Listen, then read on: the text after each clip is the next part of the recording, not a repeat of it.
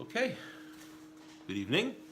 Glad to be in this shiur tonight. I want to thank Yafa Kashani for restarting our shiurim for ladies on Monday nights. Bezat Hashem, we can continue the shiur if possible every week on Monday nights in different people's houses. I think it's important to have lady shiurim specifically. First of all, so the ladies shouldn't feel that they're not a significant part of the Jewish people. And anyone who studies any of the Sfarim, especially in the Torah, knows that the ladies are not only a significant part, often they are the significant part in what's going on. So tonight I want to talk a little bit about Tefila. Tefila is something that is something we do on a regular basis. If you think about how much time we spend in prayer, especially as a guy, it's 3 times a day. Ladies, there's different opinions regarding how often a lady should pray. I'm going to talk about that a little bit. But tefillah is an important thing. It's really, if you think about it, establishes our connection with God. If 2 people want to get to know each other, every lady in this room that's married, when you first met your husband-to-be, the only way you got to know somebody is to talk to them. If you don't talk, you can't get to know people. So communication is how we get to know one to another. Since our goal in life is to try to get closer to Hashem, we need to get to know Him. And the way to get to know Hashem is to talk to Him. And that's precisely what tefillah is. Unfortunately, because of our state for the past 2,500 years, Hashem doesn't really answer us back in a clear way. That's called prophecy. When we speak to God and then He speaks back to us, that's called prophecy. Nobody today has prophecy. Maybe some of us have Ruach HaKodesh, divine inspiration, but we don't have prophecy. Bezrat Hashem, like it says in the Tanakh, in the time of the Mashiach, prophecy is going to come back. So we will once again not only be communicating one way with Hashem, but He'll communicating back to us. And also a person is supposed to look at their life and see various things that happen in their life and understand that maybe Hashem is communicating with us. Not directly, but through different things that happen in our lives. Sometimes there are difficult situations that happen, and we get through that difficult situation, and while we were in it, we didn't understand how we were going to get through it, and then afterwards we realized that we were better for it that it happened. And that really sometimes is Hashem helping us through. So first I want to talk about what is the mitzvah of tefillah. So it says in the Rambam, in the laws of tefillah, mitzvat aseh litpalel b'chol yom, is a positive commandment to pray every single day. Shine'emar, the Rambam will always bring the source for what he's teaching. Va'avadatem et Adonai Elohechem. This is from Shemot, chapter 23, verse number 25. What does it mean, Va'avadatem et Hashem Elokechem? That you should worship the Lord your God. The Rambam says, Mipi Shmuel lamdu. We heard on Har Sinai. What does it mean? She'avodah. What is avodah? Avodah can have a couple of meanings. Avodah means service. How does one serve God? So from Pi Shmuel, the Rambam says, this is tefillah. Because we have another place that we learn, V'ne'emar ul ovdo b'chol levavchem. And you have to worship Hashem, you have to serve Hashem with all of your heart. How do you serve Hashem with all of your heart? What is the way a person serves Hashem with their heart? The way we serve Hashem with our heart is through tefillah. Amru Chachamim, our rabbis taught us, Ezohi avodah shibalev. What type of service is contained within the heart of a person? Zot tefillah. So in the sense, avodah shibalev, service of the heart is tefillah. From here we learn a fundamental thing. Tefillah, prayer, is not an intellectual exercise. Prayer is an emotional exercise. It's how we connect to Hashem in an emotional way. And that's why it says, Tefillah b'li kavanah, prayer without kavanah is like a goof without a neshama. What is a goof without a neshama? A dead person. So if prayer doesn't have kavanat halev, if a person doesn't have proper kavanah from the heart when they're praying, the tefillah cannot rise. It's still tefillah, but it doesn't have the ability to rise in a spiritual way. Ve'en minyan hatefilot min haTorah. We need to understand that the amount of prayers are not from the Torah. The Torah says, Ul ovdo b'chol levavchem. What time of day? The Torah doesn't say. So there is no specific time for prayer as far as the Torah is concerned. Why is that important?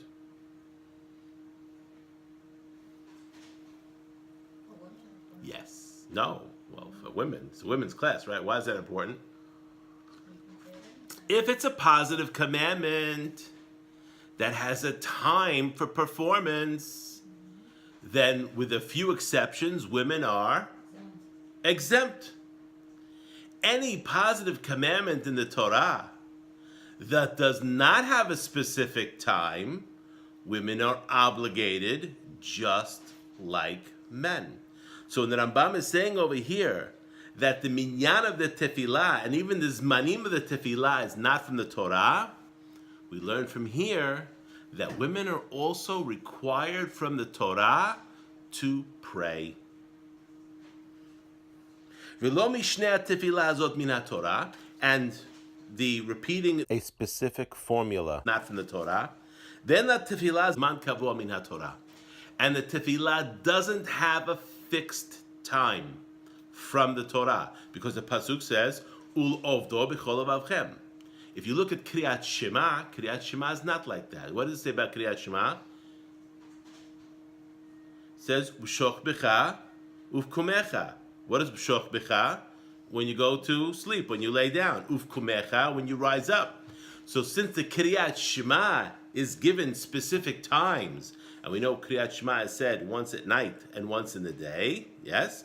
Therefore, it is a mitzvah taseh that is time-related, and Kriyat Shema is not obligatory on the ladies. But Tefillah is.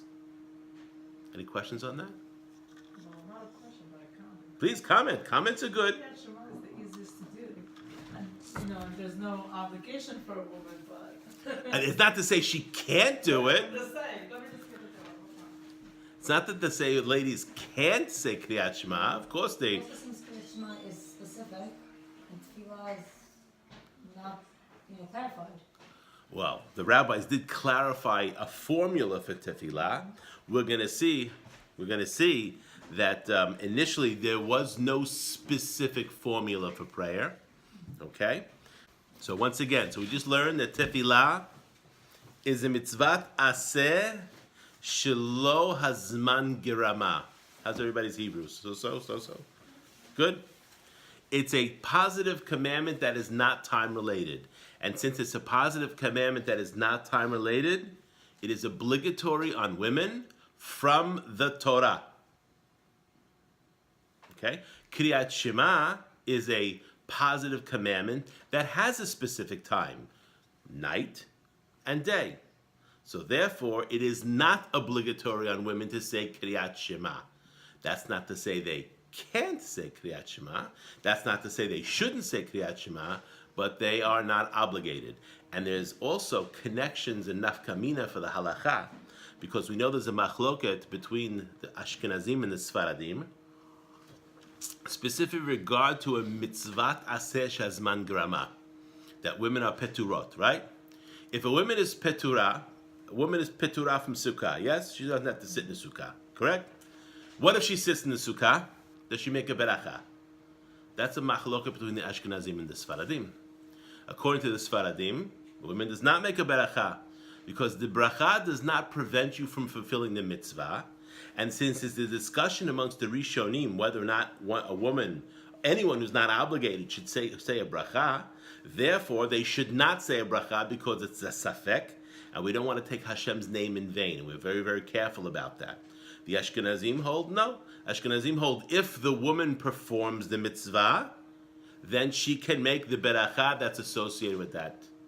So since we just said that Kriyat Shema is a mitzvah taseh shazman grama, there are certain brachot that a person says before and after Kriyat Shema. For Ashkenaziyot, when they pray, they can say the berachot before and after the Kriyat Shema. Sfaradiyot, when they pray, should not say the berachot with Shem and Malchut. They should say Baruch Atah HaMa'ariv Aravim. They shouldn't say the two berachot with Hashem's name.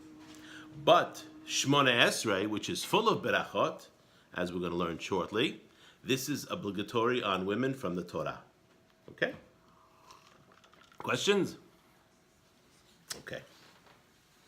Ulefichach, the Rambam says, Nashim va'avadim hayavin b'tefillah. The Rambam says that women are obligated in the tefillah. Not all the Rishonim agree with the Rambam that women are obligated in tefillah from the Torah. But for all intents and purposes, they're obligated to pray. How many times? We'll see. Lefi shehi mitzvah taseh shelo hazman grama. Since tefillah is a mitzvah taseh that is not connected to time. In fact, David HaMelech in Tehillim says, Va'ani tefillah. What does that mean, Va'ani tefillah? I am prayer. What does it mean, I am prayer? Constant state of prayer. The Gemara says, Halavai, a person should pray all day. Well, how do you do that? How do you get your job done? How do you do what you got to do? How does a person pray all day? How does a person live up to that? Even a guy. I mean, we have 3 prayers a day, Shachrit, Minha, and Arabit. What, are you supposed to add extra praise in the middle of the day and say Shmona Esrei over and over and over again? No, that's not allowed. So how's a person supposed to pray all day long? What did we say from the beginning? What is prayer? Is it gratitude? Communication with God. What part of the day should a person not be communicating with God? When he's sleeping? Okay, but then he's not communicating with anyone. Okay? Good. So that means as long as a person is awake, as long as a person is conscious, as long as a person meets the criteria for praying, which means that certain things about the environment, has to be a clean environment, not in a bathroom and things like that, then one should always be communicating with God. Which means if a person leaves their house in the morning and says, please Hashem, be masliach my derech today, make everything work out for me, that is tefillah. And maintaining that connection with Hashem is very, very important. A person ideally should never let Hashem leave their mind. It says in the Shulchan Aruch, the first halacha brought by the Ramah, Shiviti Adonai lenegdi tamid. I put Hashem before me always. So therefore, a person should always feel that God is in front of them. Well, if God is in front of you, you should be talking to Him. Now, that doesn't mean you have to be talking to Him because then people think you're crazy, right? But internally, a person should be thinking to themselves, recognizing the presence of Hashem with them all the time, and maintain. This is not easy. This is very, very difficult because we get busy with things. We get distracted. But this is one of the ways a person can avoid, first of all, falling into sinful behavior. And the other thing a person can also do through this is have a very, very strong connection with God, which is really what life is all about, in addition to the other things we have to do. Okay. Ela hiyuv mitzvah zo kachu, the Rambam says. The obligation of praying is like this. Shiheh adam mitpalel umithanen bechol yom. A person should pray umithanen. What is mithanen? Beg? Beg. Very good. What does the word tefillah mean? Prayer. There are actually 10 different words that denote prayer. One of them is tefillah. What does the word tefillah mean? Who's the first person that we see in the Torah to pray? Was it Adam? It doesn't say he prayed. Yeah. He brought a korban. It doesn't say that clearly either. Noach brought a korban, a sacrifice. That's a type of avodah, but the Rambam just determined that tefillah is avodah shebalev. A korban is a type of prayer, perhaps, but there's no clear indication that Noach, when he brought the korban, said any words. We know Cain and Hevel brought korbanot as well, right? And their goal was for Hashem to accept the korban, okay? But nowhere does it say they said any words specifically with regard to the prayer. Before Yitzchak. Avraham Avinu. Where is it we see Avraham Avinu praying? The bridge in Okay. Sodom. Okay? That's one of the first places we see. Now, we know Avraham is talking to Hashem, right? He says, Bama eda ki irashena, that's by the Brit Bene Betarim. But that's not exactly praying. That's just conversation. One could say that's a type of prayer, and I hear you. But where do we see the Tefila? By Sodom. And what does Avraham Avinu do by Sodom? How does he pray to God? Okay, back and forth. Negotiating. Tefillah is negotiating. Now, in order for a person to be successful in the tefillah, you have to come with something. If you're going to negotiate, let's say you have a business, you want to buy something, you have a barter, right? You have to have something to give. If you have nothing to give, you can't negotiate. What do we have to give when we negotiate with God? Ourselves. How? And you're going to see this theme. Hopefully we'll do some more classes on the tefillah in more detail. You're going to see this theme throughout the prayer.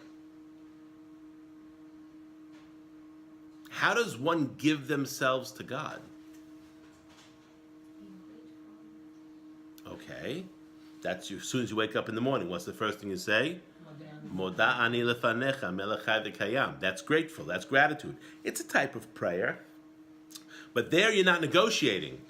What are you saying over there? Thank you, Hashem, for returning my soul to me, right? Which means I don't think I did anything to deserve that, right? Sometimes from the day before, we didn't do anything to deserve it, right? Sometimes we did. But every single day a person says, Modeh ani, which means I thank you, Hashem, for returning my soul. It's almost like we're thanking him for giving us a free gift, which is another day of life. That's not really tefillah, though. Tefillah, you have to have something negotiating. So what do we negotiate? What do we give? Why is it that Kriyat Shema, if you look at the tefillah, is before Shmona Esrei in the morning? You can make it very simple. Say, well, Kriyat Shema is a mitzvah from the Torah, but we just learned from the Rambam that tefillah is also a mitzvah from the Torah. Why does Kriyat Shema precede the Shmona Esrei? What does a person do in Kriyat Shema? Isn't he saying how he's devoting himself to Hashem? How much?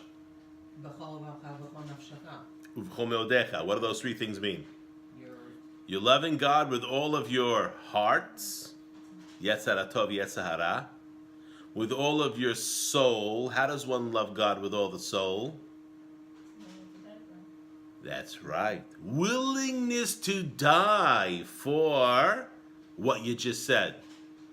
What did you just say? Shema Yisrael Adonai Eloheinu Adonai Echad. Now that you've said that, you made that statement. What are you willing to do for that statement? Ve'ahavta et Adonai Elohecha b'chol avadecha v'chol nafshecha v'chol meodecha. For that statement, because I love you so much. And what is love about? Ahava. I spoke about this on Shabbat. What is ahava? From the word in Hebrew, hav. What is hav? To give. Love is about giving, not about taking. If you take, who do you love? You love yourself. So if you're talking about loving another being, it's about giving. And that's a reason why tefillah is naturally in the place of the ladies. Why? Because the nature of ladies is to give. Right? That's why out of all the people, when it talks about who's crying for her children, Rachel mevaka al banaya. Rachel is crying for her children because they're not there. Talk about the exiles, right? Ephraim, that was a child of Yosef, who was a child of Rachel, that they were taken out to the exile. She's crying for her children, which is also not just crying for Ephraim, crying for the fact that all the Jewish people are in a difficult state. So we see that Kriyat Shema is about devotion, the willingness to give everything for God. That is the preparation for the Tefillah. And when a person, and it doesn't mean God should never test us with what some of our forefathers have been tested, grandparents and great-grandparents, what they've been tested to do in order to prove their devotion to God at various times, what we had to be willing to submit ourselves to, even sometimes, God forbid, to death, in order to preserve Shema Yisrael. A person should think to themselves that if they were given the opportunity, they would be willing to die in Kiddush Hashem. And the Gemara says something very interesting. If a person wants to do something good, and they're prevented from doing something good by something that's out of their control, it counts as if you did it. You wake up in the morning, you want to go visit a friend who's in the hospital. You go out to the car, and all of one's in the flat, and the friend's having surgery at 12 o'clock. By the time the flat gets fixed and all that kind of stuff, it's already 12:30, too late. You can't go visit her in the hospital now. Right? It counts as if you did the mitzvah b'kur cholim. Why? Because you went out to do the mitzvah, and there was something there that you couldn't control. Now, if the flat was there from the day before, that doesn't count. But if the flat was just there that day, that counts if you did the mitzvah. So same thing here. If a person is willing to submit themselves on Kiddush Hashem, even if they are not at that particular time asked to do that, it counts as if you did it. That's what we're giving. This is how we negotiate. And many other ways. Okay? So Tefillah is about negotiation. What did Abraham say to Hashem? Hashofet kol haaretz lo ya'aseh mishpat? Judge of all the land is not going to do justice? How is Abraham able to talk like that? That is Tefillah. Now, the big tzaddikim, they can pray like that. Chana, who we learned Tefillah from, how did Chana pray? Meaning, God, you are going to give me a son no matter what. Let me tell you how it's going to go down. You can do it the easy way, which is give me a son. Or we could do it a little circumvented way. I'm going to make my husband jealous because I'm going to go alone with a certain man. I'm not going to sin. He's going to warn me not to go with that man again. I'm going to go with that man a second time. I'm not going to sin. My husband is going to drag me to the Bet HaMikdash. I'm going to drink the water of the Sotah. Your name is going to be erased in front of everybody. And then when it comes out that I didn't sin, what happens? You're going to give me whatever I'm missing, and I'm missing a son. Why go through the pain of having your name erased? That's bargaining. That's bargaining. That is bargaining. This is tefillah. That's why it says, Vatitpalel chana vatomar. This is where we learn what is tefillah, also from Pinchas. When after 24,000 Jews were dying because of a plague, because of Zimri and Cozbi, Pinchas goes in with a spear. He kills them both, as per the halakha, lifts them up in the air, and says to God, for this you killed 24,000 Jews? And the Magifah stopped. That's why it says in Tehillim, Vayifalel. So tefillah is negotiation. And chanina here, mitchanen, is to supplicate, to be willing to give of yourself. That's the negotiation. B'chol yom, every day, umagid shibchol shel HaKadosh Baruch Hu. And part of tefillah is also to tell about the praises of God. To recognize all the good things that He does, to recognize who you're talking to. You know, it's not like you have God's cell phone number, you pick up your phone and you dial His number, and He picks up the phone. Well, you're talking. Well, how do I know you're talking to God? Ha'el, Ha'gadol, Ha'gibor, V'Hanora. This is how you know you're talking to God. which means you have to do what's called shevach, which means you give a shevach to Hashem, a praise to Hashem, that only Hashem can be praised in that kind of way. And that's how you identify who you're talking to. After you do the shevach, then you ask for your needs. Shoel tzrachav. You ask for what you need, because part of tefillah is to ask for what you need, right? Now, one can make an argument and say, why do I have to ask? He knows what I need. I have to ask.